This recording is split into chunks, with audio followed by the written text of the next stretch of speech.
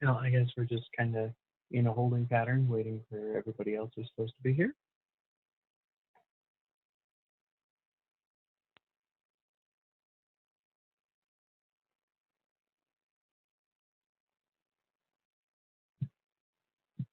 Not that I can hear if anyone else is here. Because everybody's on mute. We're all being silent. Yeah. I can hear you guys. On purpose. Cool. Yeah, I think we're just waiting for the outer markets for Spokane and San Diego. They're supposed to be here too.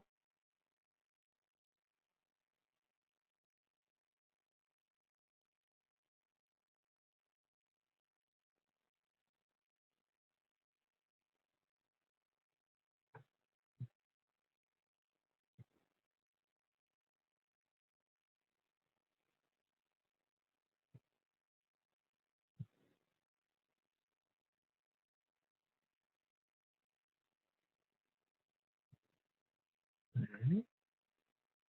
I'm seeing the San Diego pop up here. I'm gonna go after. Walk around.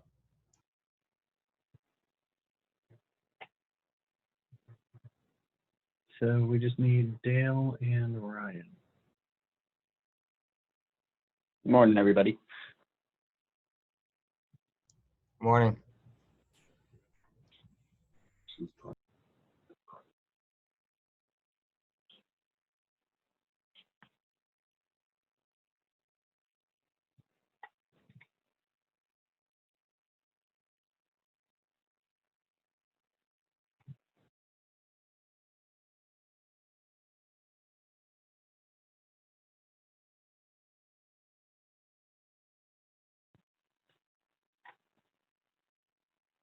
Let me mute this and try calling Dale from my desk phone quick. Remind him.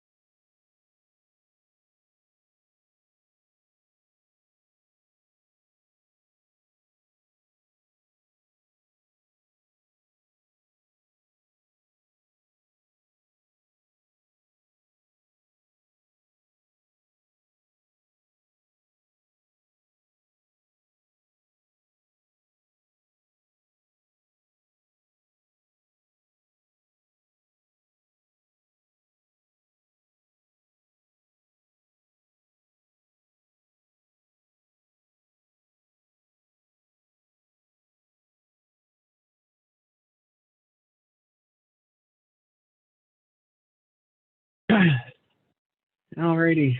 Good morning, everybody. How we doing? Good morning, I'm Jacob. just going to assume good because most of you are muted. Doing pretty morning. good.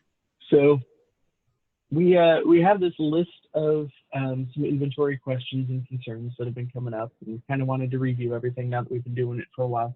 Just make sure everybody's on the same page. We're all doing what we need to make sure inventories are being deducted properly. So I was going to start with kind of a brief review of the process. You can try to go through it pretty quick. Most of you guys are going to know what I'm saying, but just so again we're all on the same page. And then we'll go through some of the more specific questions. If it's something that's going to get really nitty gritty, I'll make a note about it and send out something a little more detailed. And we're going to try to keep this a little more higher level and delve in just where we need to. So the inventory process, up until the job is actually scheduled to go out, is mostly hidden from everybody's view, and that's on purpose. But you guys know that when inventory goes out, we have to replenish it. Now, the standard process under Service Titan is hit the replenishment screen in the inventory, see who needs what, check the boxes.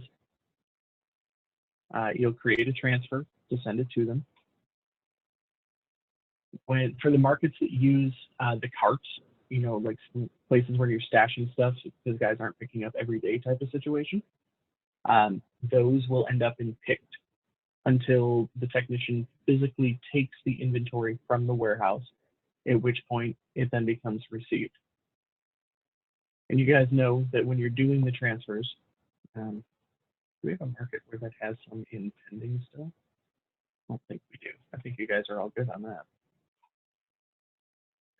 But you can add additional items if a technician says that they need like a couple extra parts that aren't typically needed. You can add that right to the transfer.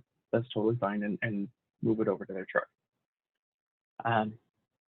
That's been fairly standard from the beginning. Now, I've heard some comments that the replenishment screen isn't showing everything. There are a couple of reasons for that. Number one is if they're not below their minimums for that item.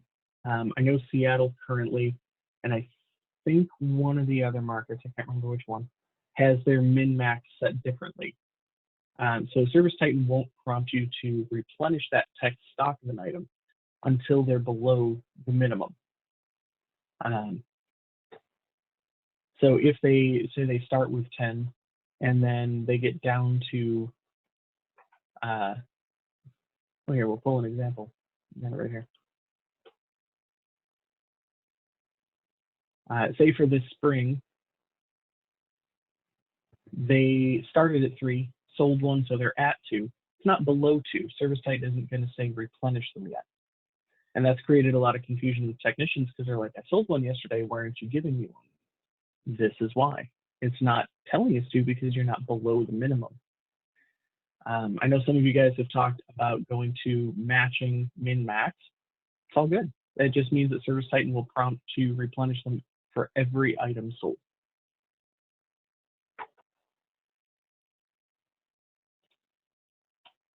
Questions so far? You all good? Okay. Some of the other reasons why techs are not being replenished for items that they sell that we run into, they're using incorrect items. Something that's happened a lot here lately is the guys aren't using the green roller line item. They're still using the old roller line item. Or we had a couple techs who mistakenly didn't add a belt to their motor when they sell a PDS unit. So we're not being told to give them rails because they're not putting in paperwork right. So we need to make sure that they're actually doing that. At the warehouse level, we're running into problems where things aren't being taken out like they should on inventory, specifically during door install. And that is a slightly bigger problem. The solution we have at the moment is that every single line item, if a part is being taken off the shelf for door install, it has to be put on the job by the warehouse guy. Unfortunately, we in purchasing don't know all the parts that are needed. We can't add them ahead of time. I know Stephen here has, because he and I work so closely together, we've been able to go through this in person, which has helped a lot. But in the invoice, you can see that all of these materials that are going out for this job have been added individually by our warehouse guy. I don't like this.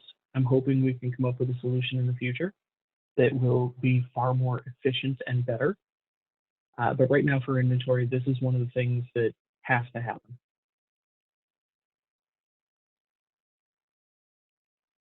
The only thing that I would add is that in this case where it's an 8-high door, there should be a cable 7, in this case 2 of them because there's 2 doors, 2 7-foot cables with negative inventory.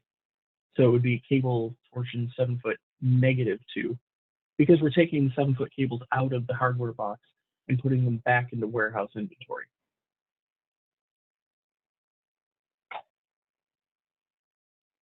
There's also other stuff like, when guys run callbacks, they have, they use a motor and they don't put the motor on the inventory. They should put that in there. If they're using a head unit, that should go on the invoice and then, discount it off. Or they can use the chargeable materials slider to hide it from the customer. So the customer doesn't even see that motor head unit on the line item. You managers can discuss amongst yourselves which way you prefer. Hopefully we can come up with a policy that is across all 4 markets to make it simple. My initial thought is, let's show the customer the value they're getting. If a head unit is being swapped out, show them the cost of that head unit, just put it on there like normal, and then a discount line for that head unit. The customer knows that their warranty through us saved them $499, $599 today. Seems like it's something that would help out a lot. those are the big issues that we're seeing as far as inventory goes. Have you guys seen any others? Hey, Jacob, Larry here in San Diego. When our guys are picking the wrong item in the field, how do we modify the list that they see when they're selling it to the customer so that they don't even have the option to choose the wrong item, i.e. LiftMaster 8550 motors? Because there's like 3 or 4 line items for that, and I think that should just be completely gone so that they don't even have the option to choose the wrong one. So currently your guys are only able to see one 8550. No. This is the San Diego price book. I'm looking at it right now. But No, no, I totally get what you're saying. Seattle might be a better example for the 8500. and then there was no 3 either. There you go. So here's an example for Seattle. There's the standard 8500 and then the 8500W. It's a 2-step process to completely deactivate it. Step 1, what I would do, say we don't want to sell this anymore, I would come into the price book and change its category. There's a category that says do not use. I don't want to deactivate it right away because there can be outstanding invoices that still have this line item, like for door installs or something like that. And deactivating the item with an invoice that still needs to be completed, Peggy has stated will cause issues. So what I do, the first step is move it to the do not use category. And I believe I've done that for the rollers. Let me see. Yeah. Yeah, like we're not using the green roller 4, we're using 5. So green roller 4, you can see the category is do not use. So when a tech goes into like the parts common where the rollers normally live, he won't see this. He'd still be able to search for the item and technically use it, but it's not right there in front of his face. And then after a certain amount of time has passed, once we're pretty confident that the invoices that have that have all been completed, we can actually come in and deactivate the line item. So you said he could search it and see it. Can he still select it? Theoretically, yeah. Okay. So when you're in the, let's see if I can pull up the mobile side. Hey, Jacob, is there a way we can do a search by item to see if there's any open orders for it, for estimates? Instead of... I haven't found a reliable way to do that via reports yet, but I also have not looked super deep, I will admit. Here's an example on the mobile side. So if I was a tech, say I'm at this job and I'm in an estimate,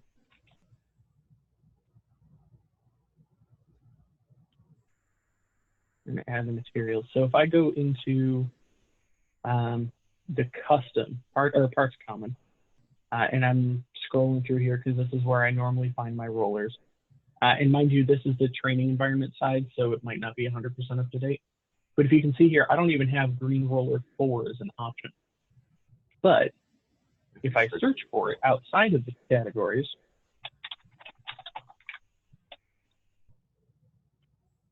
it's going to show it to me and allow me to add it. But I have to go out of my way to try to find it at that point. So to answer my question, no, there's not a way to hide it until we permanently disable it. Right. Right. There's a way to put it kind of in the back corner. If it's a part that we know hasn't been used in a very, very, very long time, or that we know that all the invoices are done, yeah, we can absolutely deactivate it. And that is something that I'd like to look into, seeing if there's a report that will show specific line items. Like I said, I haven't found a viable one yet, but I also haven't devoted a whole heck of a lot of time to it. So. Yeah, and my only fear is we have a newer staff in San Diego, so that search button that you just said is a workaround for them to find that roller, and it's an uncommon roller. Mm-hmm. That's the norm for my guys finding parts, because they don't know what category to go search for stuff. So that's why a lot of the stuff that we're choosing down here is wrong, because they just go through the search and they type in 8550. Which is actually really weird for you guys, because you only have the one actual 8550. Yeah, that changed. These are the only live ones for you. Right. No, I'm using that as an example because I knew it was a problem at first. Oh, okay. We had LiftMaster 8550, LiftMaster 8550W, LiftMaster 8550 WLB, LiftMaster 8550 03 WLB. So you're talking 4 motorheads that were eventually available when we first did our initial count on March 14th. Gotcha. So yeah, and that initial just count actually included all of the inventory across all 4 markets. Right. So, yeah, that's why your count would have had different. Yep. So yeah, okay. that was my main question, because I think that was what we were doing wrong a lot, and we probably still are on certain items. It very well could be. The 8500s are a little bit unique because the rail, when we order it, comes with. So we actually don't need them to put a separate rail item on the 8550, but we need to make sure that they use it on the PDS units, of course. Yeah, and you can see the bottom one here, just the plain old 8550. It's grayed out because it's actually inactive for you guys. So the techs can't add this. It doesn't exist for them. Yeah, that's the one that we took out, I believe, because we had the wrong one being shown all the time. Yeah. Okay. Another thing that we're seeing is technicians will use a close enough line item for something that doesn't exist. Like, for example, when they use the adjustable center bearing plate thingy that we get from ATL, that's not a real line item yet, but will be in the price book update. They're just putting in the standard center bearing. So our regular center bearing is being removed when it shouldn't be, and we're not accounting for the adjustable. We're also seeing standard line items that are just dropped in under miscellaneous hardware. This came up just the other day. We had a door install where the estimator had put in a miscellaneous hardware line item, and just listed out in there that he wanted some upgraded rollers put on, and he wanted a couple T-handle locks. We put them all in this one miscellaneous hardware line item. It's like, we have real line items for this. You need to use them properly. Now, thankfully, our warehouse guy caught it. Jacob, when you're choosing that center bearing and that center bearing plate, does a photo pop up when you're choosing those? Because I think that would be the immediate answer to get away from that.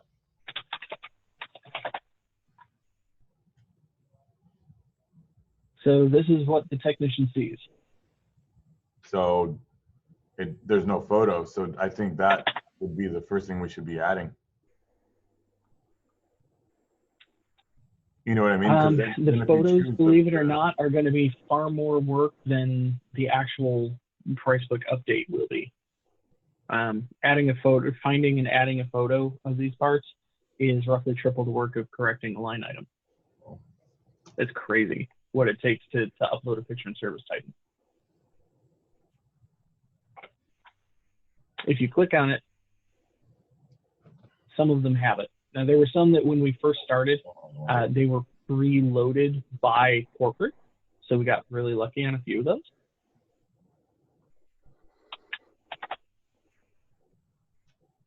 See, look, that's their center bearing plate.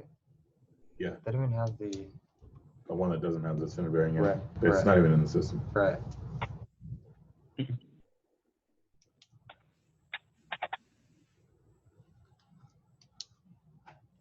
So we still have, let me open it up, the list of requests from you guys for new parts to be added. And again, that's going to be in the price book update once that's done. I'm kind of on hold. I need to get a few answers from Kevin before I can devote a lot more time to it, especially because we learned a lot more about what part numbers and prices are available to us. I've been working with a lot of vendors pulling down a lot of extra files. So, but that new parts to create folder or file that's up on SharePoint, please do continue to use that.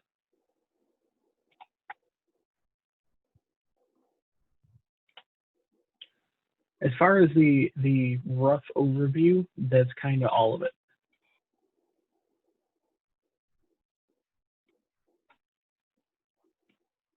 Dale, I got your chat. Did you try calling in on the phone line part of it?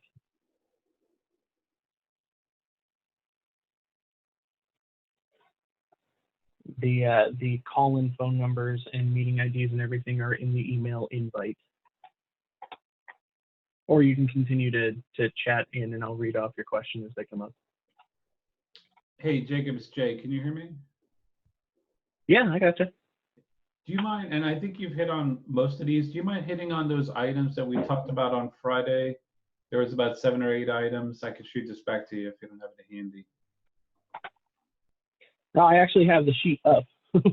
A lot of this we've been going through as we talk. Yeah, and there are a couple left that I was going to be leaving a little closer towards the end, just to make sure that we go through the overview of what we need to be doing in Service Titan first versus everything else.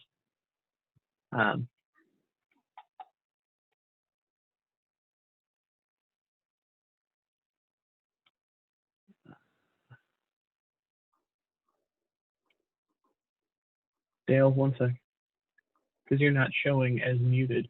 It's like it's still using the computer audio, not the phone audio.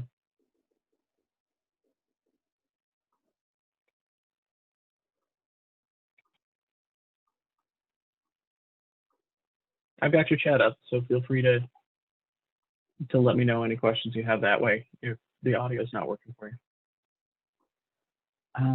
Okay, so to recap, for parts going out, if it's going out of the warehouse, it either has to be on a transfer to like a technician's truck, or it has to be on an invoice in the case of a door install. If you're taking extra rollers or extra hinges or extra cables or anything like that, if an installer is taking that with him, it needs to be on the invoice. If it's not on the invoice, it doesn't get counted. Inventories go wrong.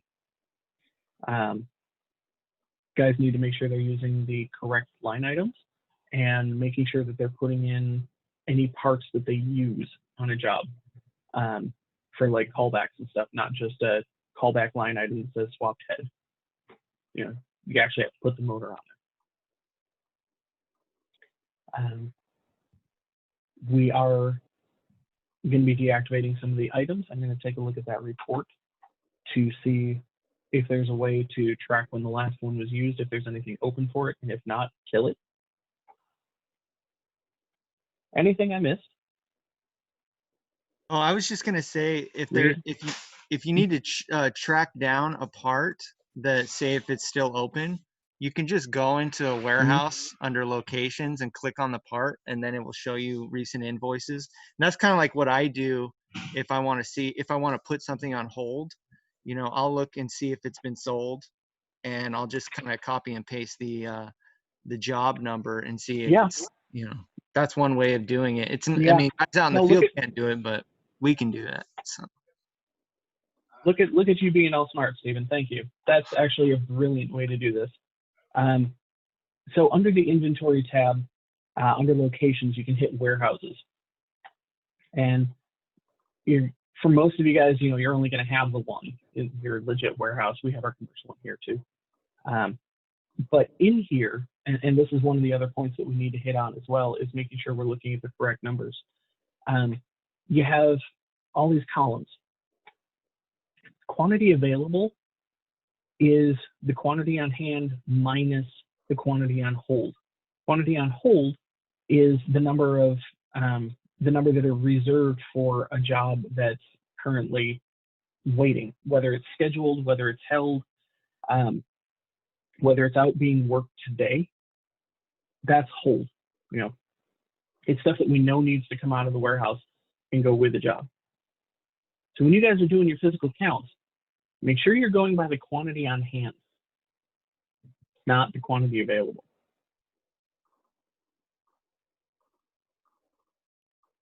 But yeah, that's actually great because it will show you the quantity held. So let me go take a look. Larry, what was the? I know we were talking about the 8550 as an example. Did you mention a different one that you wanted to see killed?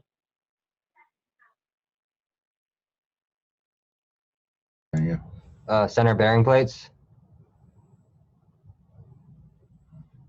Well, that would leave us with no center bearings.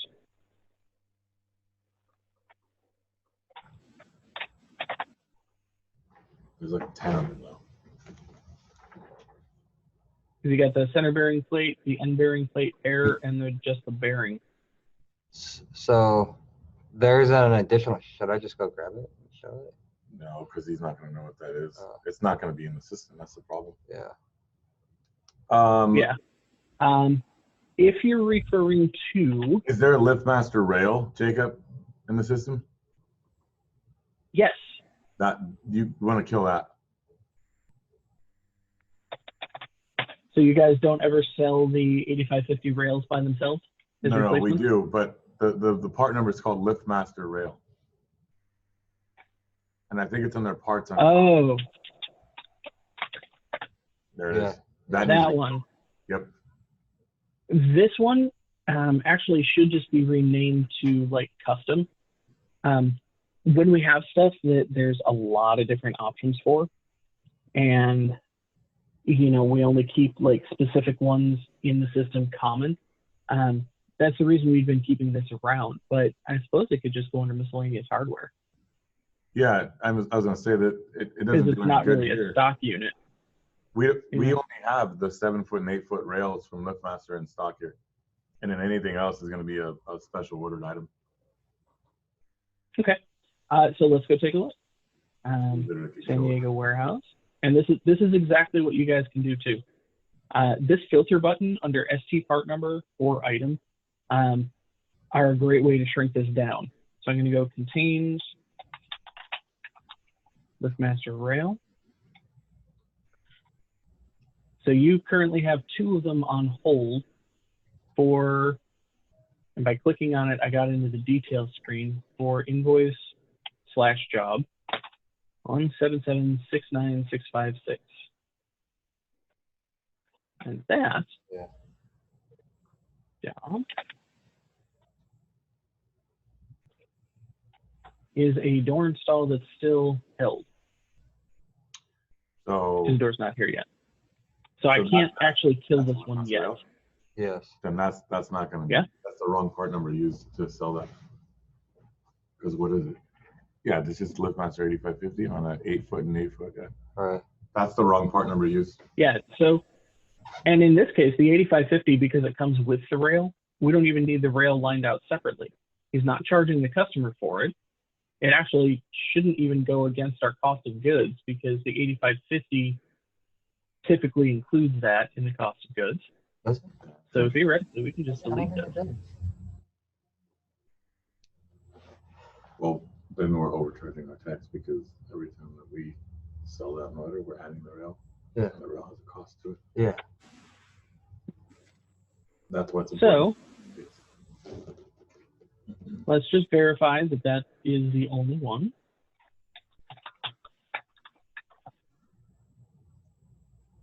And we are getting a little nitty gritty. Hey, look, none on hold. So this one is actually safe to deactivate. Huh. Done. So it's all totally doable. We can put it all together at any time, as long as we know that there's no outstanding invoices.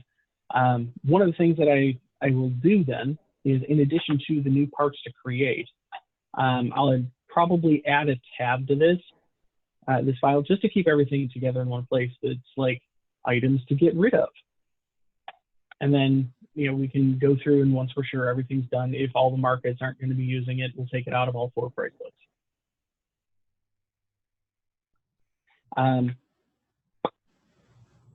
Rick, you were talking about the adjustable anchor plate.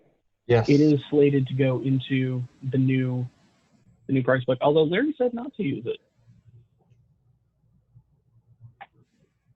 But it will be going in the new price books. Okay. Yeah, no, that was just something that I knew off the top of my head. And it's a good one because it gives us an example of better ways to accurately reflect our inventory. If we're not using that standard center bearing plate, but we are using this other one that should be inventoried, yes, it needs to be added, and yes, it needs to be inventoried, yes, it needs to be counted and used right. So it is a great point to bring up.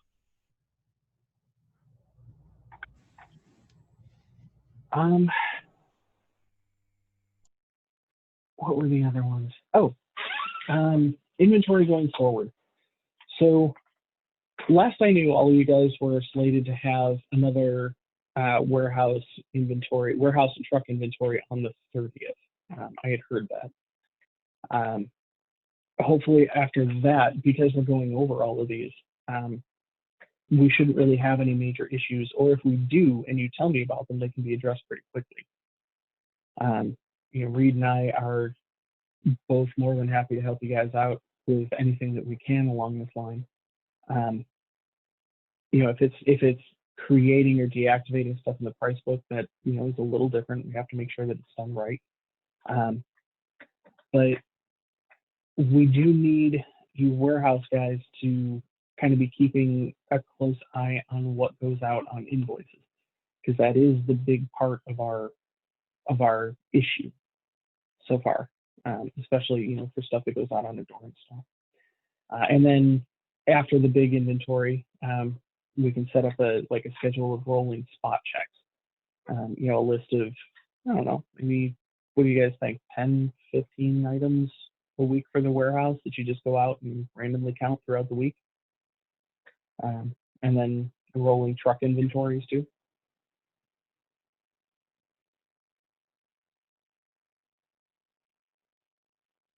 I will take silence as assent.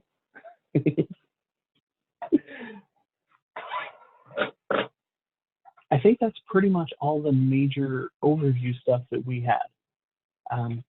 Oh, excuse me, there's one more. Negative balances. So here's one that you're going to see come up a lot. And right now, I know we have a couple major ones here in Seattle, so let me show you.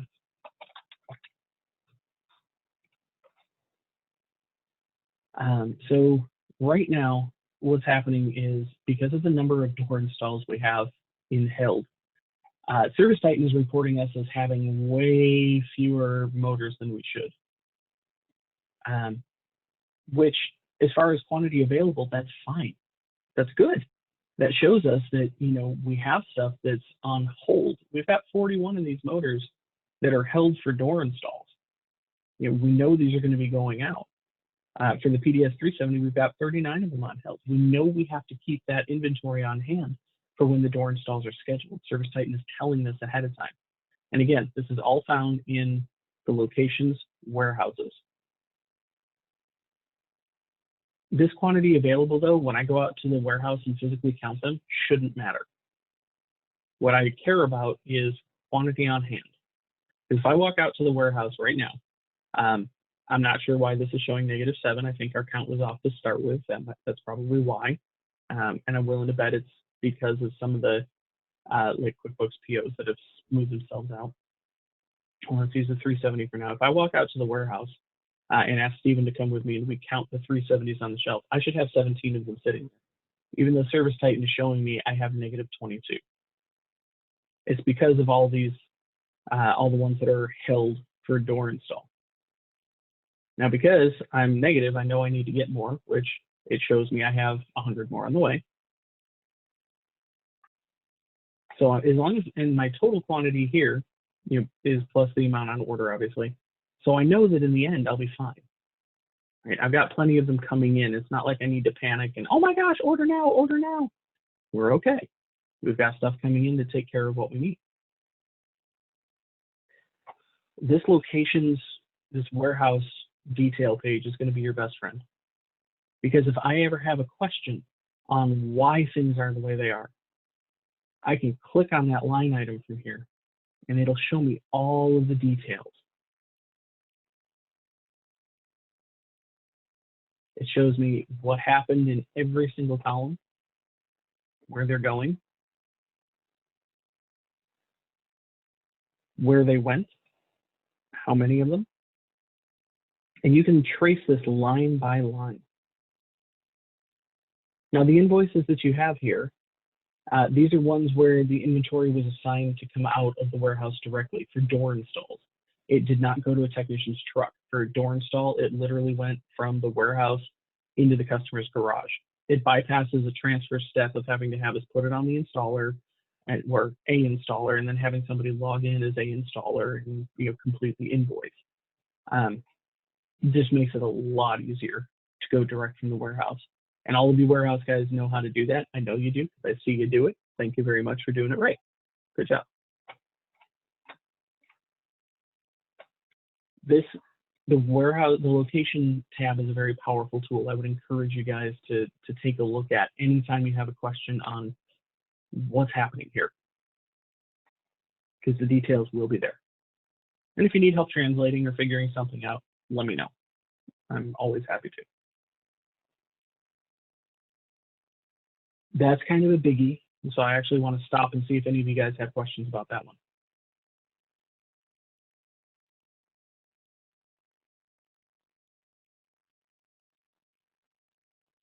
Okay.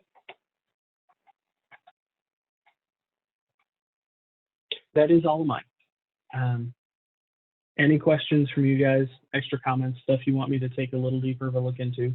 I slated an hour for this, so we've got another 20 minutes or so. Okay, so some of the things that I get, well, I think the main inventory issues are coming mostly from technicians and replenishment. And, I think I hear a lot of frustration on their part because we're not replenishing things that are in negative negative balance. And so they look on the shelf and they say, oh, look, I see all these 270s. And I said, why weren't they pulled? And I tell them, well, listen, we have more 270s on order or on schedule or on hold for installs and it's not going to trigger a replenishment for you. And so what happens is I have to do a manual transfer and transfer it to their cart. But, yeah, I don't know if there's any way to work around that, because every time a job is created, you put in the parts that are needed. However, right. you might not get the door for 4 to 6 weeks. So. Yeah, and unfortunately, that is one limitation on the inventory system. If the quantity available shows negative, it will not trigger us to replenish a tech. Glad you brought that one up. Thank you. Jacob, who just made that comment? That was Steven, our warehouse guy here in Seattle. Steven, that's just a review between you and your general manager on adjusting your minimum maximum levels, to be honest. And we knew that going on board that we would have to make these adjustments, so that basically I'm saying you have a high demand on 270s and you probably should up your minimum maximum levels so that you can kind of accommodate that. But we run into the same issue here in San Diego as well. Good point, Larry. That's something we've actually we adjusted this last week, increased, and in fact, Jacob was on board catching that. So we increased that level to carry that, because that's the only way we can handle that. Yep. Two minds think alike. Go Ducks. Go Ducks. Hey, and Jay even says go Ducks now. I see it.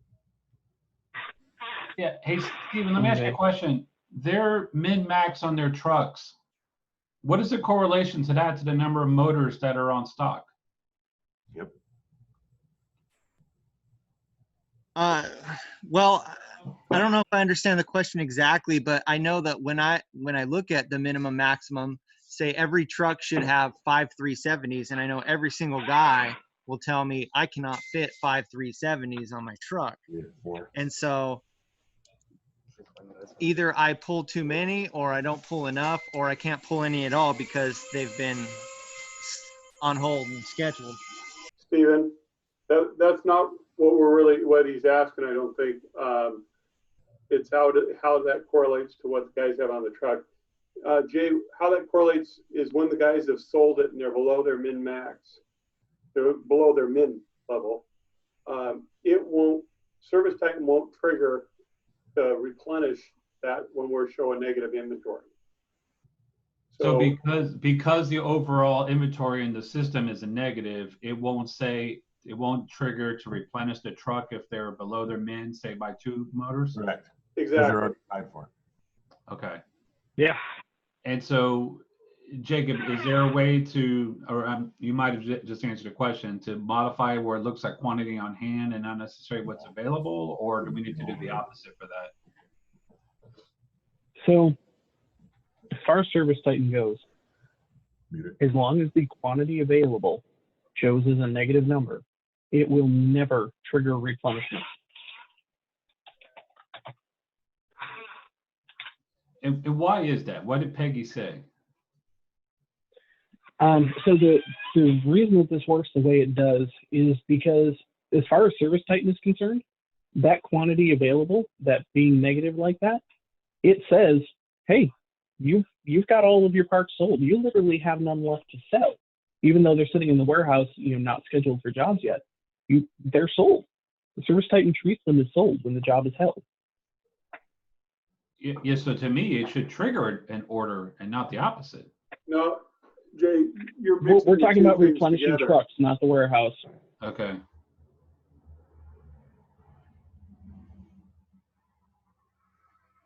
So, I mean, it will trigger to replenish the warehouse, but it won't trigger any truck replenishments. Basically, what it'll say is, I don't care how many it says you have on hand right now.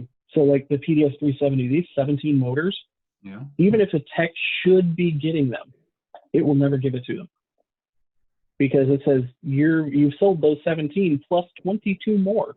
You have 39 of these motors sold. You only have 17. You can't give any more out. You have to use the ones that you have for these jobs that are held.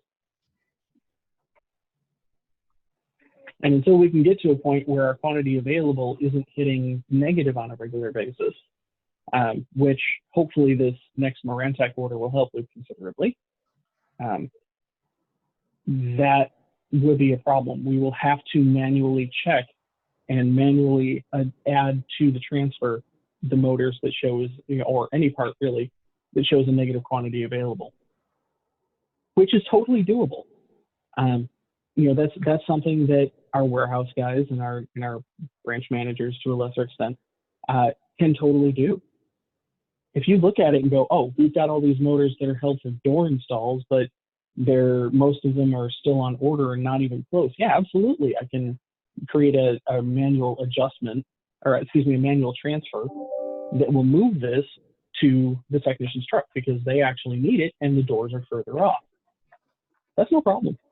It just won't trigger it in the automatic replenishment list.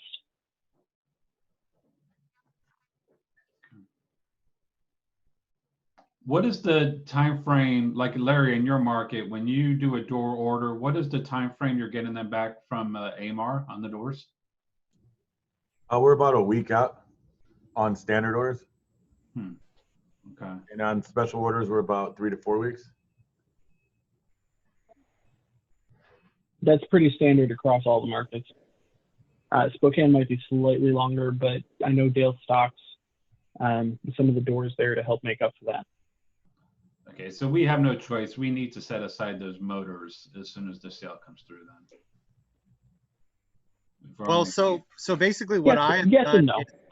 I was going to say, Jay, no, I don't agree with that. I think if we're ordering a consistent flow of motors, Marantec, our A-list items, as you call it, no, you don't need to set aside motors for when you sell a Marantec, because you have that coming in, and you can just simply go to that warehouse screen and know that you have 100. In Seattle's case, you have 100 270s coming in, and you also know the transit time of when you place that order to when it hits our dock. So for the most part, I mean, I can tell you flat out, in San Diego, we've never ran into an issue where we didn't have the motor to give out for a door install or a service job since we've gone live with inventory, because we consistently have it coming in.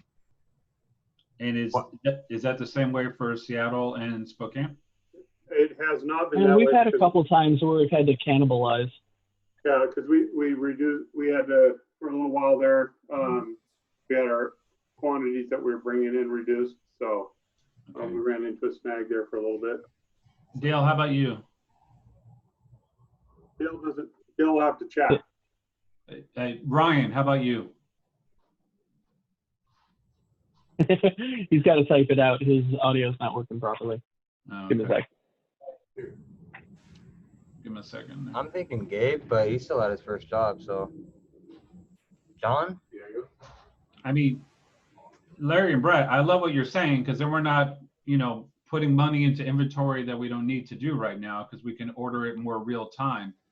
I just want to make sure that we're not at a point where we can't do an install because we don't have the parts on hand. Yeah, and we've never really been in that situation other than, like, say we're out of 370s, we'll use a 380, and then we'll do a manual transfer, and we'll eat the difference between the two motors if we were out. But like I said, we rarely have that situation. The question, It's not like super common here in Seattle, but occasionally it does happen. Although Jacob, it's one of the happened a reasons heck of a why. lot more than you know. Mhm. It's happened quite a bit. This early spring, we've had some problems with our 270 flow, especially. So that's one of the reasons we had to bump up that inventory. No. Mhm. Yeah, and one of the things that'll help is we're going to get to, as our inventory system matures, we're going to get to a far more just-in-time type inventory, right? Where we're not going to reach a point of, relying on a warehouse guy to go out to the warehouse and point and say, oh, look, I'm out of those. I need to order more now, and then have that interim. The system itself, as we use it far more often and smooth everything out, is going to kind of be telling us, hey, you're getting a little close on this. You should probably reorder more. And the more that happens, the smoother everything gets. Yes, it means we won't have, a once a month gigantic, huge, massive order. But maybe every 2 weeks we're doing a half size order. Stuff that'll offset what's coming in and going out. And that's going to be far better for all of us in the long run.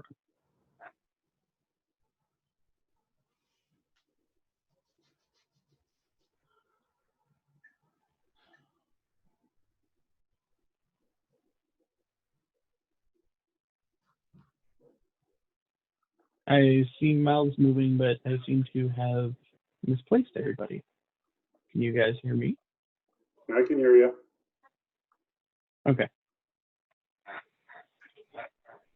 Jake, you may have touched on, what about the last item on that list there, the hardware boxes and springs? That was actually one of the first ones that we went over. Okay, I'm sure. Yeah, we got into that pretty good. I knew that we talked about each one about listing them out separately. Yep. Okay. The list we're talking as far about, as the procedures go, I'm sorry, everybody, the list we're talking about is Brett and I had a chance just to sit down for a while and just talk about the different issues with inventory. I want to make sure that everyone has an opportunity to list any question that they have prior to the June 30 count. And so these are the things that Jacob and I have been talking about. And Jacob, how about at the end, we just shoot out notes to everybody just based on these items that we're talking about. And it's already 8:51. So Larry, I ask you guys, do you guys have any other questions or any clarifications we've gone over? I think the main thing we needed answered, we got answered on not being able to remove items that my guys are just basically being oblivious to in the field. That's something that a behavior we're gonna have to manage in-house until we're ready for that, as far as removing the items. And I'll work on a list to get to Jacob on the ones that I know have no sales tied to those, so that we can get rid of those, like, hopefully immediately. But for the most part, I think Rick and I are on the same page as far as what to do going forward. And Rick, I don't want to speak for you, but I think I understand everything that's going on now a lot better. And actually, I'll add that I wish we would have had this meeting on March 15th before COVID started, because this meeting would have been a lot more helpful. But I totally understand why we did not, because of the stuff that all happened. Brett or Steven, how about you guys? Anything? Well, I think we're good, and Stephen, I'll be in today to talk with you a bit. Dale? Dale and Ryan, I know you guys have been having some audio problems. I'm going to be doing a meeting again with Nick on Friday afternoon. It might be a little tough for you guys to make it, I get. But I will include you in the invite just in case you want to come back and go over it again. Actually, I'll just include everybody on that invite. You're all welcome to come back if you think of more questions. But other than that, you know, if you guys have a specific question, shoot me an email. That's probably going to be the best way, because then I can research it quick if I don't know the answer off the top of my head and give you a solid reply, versus kind of being on the spot, as it were. I'd rather be able to make sure that I find all of the answers and facts for you guys. Hey, Jacob, I think what might be a good idea too is, do you mind just shooting a quick email to everybody, let them know what your hours are for the next 2 to 3 weeks until you come full-time on the team? Because Jacob's not always available for a call if he, you know, has to do CSM work. So maybe just shoot a quick email out what your hours are and so forth. So. Yeah, no problem.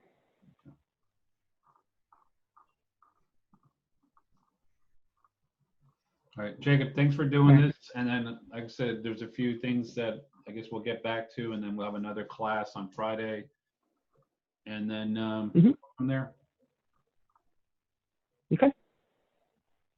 Yeah.